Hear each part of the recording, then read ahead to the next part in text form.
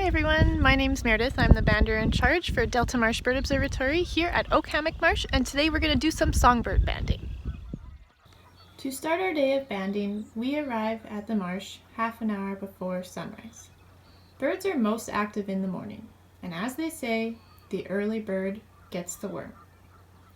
To catch birds, we have special nets called mist nets, and they sort of look like a very big volleyball net. But the mesh is very fine, and it's difficult for the birds to see. So, what is a songbird?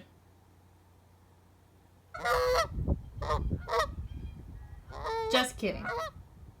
Although his song is beautiful, a goose is not a songbird.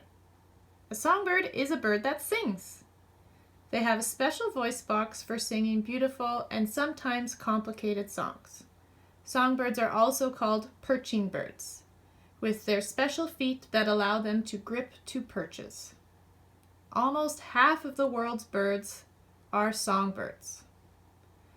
Songbirds can be found in yards, prairies, parks, forests, and many other places. Yay, we caught a bird! Now what? The very first thing we need to do is identify the species of bird. Birds can be divided into different families. This one looks like it's a sparrow. There it is! It's a white-throated sparrow. Now, because a sparrow's leg is not the same size as an eagle's leg, there's different sized bands. And we have special pliers that we use to put the bands on.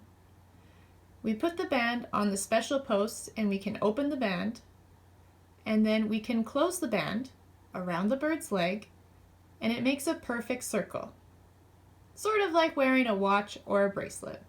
After banding the bird, we like to gather a little bit of information and learn a bit more about the bird.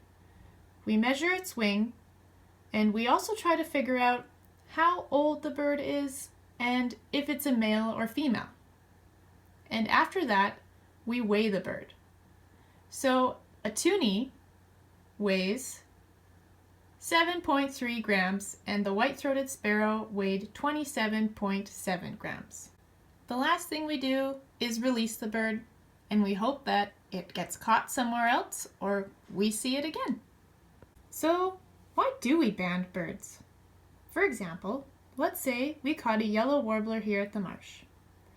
When we released it, it started its fall migration all the way back to its wintering grounds in Costa Rica.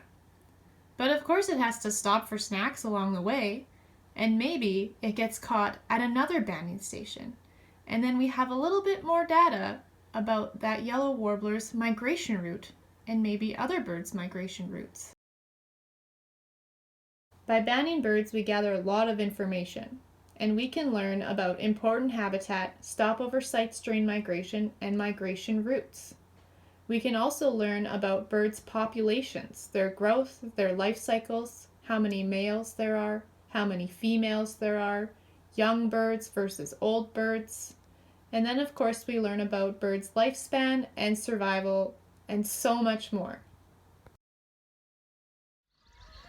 Thank you so much for joining me, and we'll see you soon.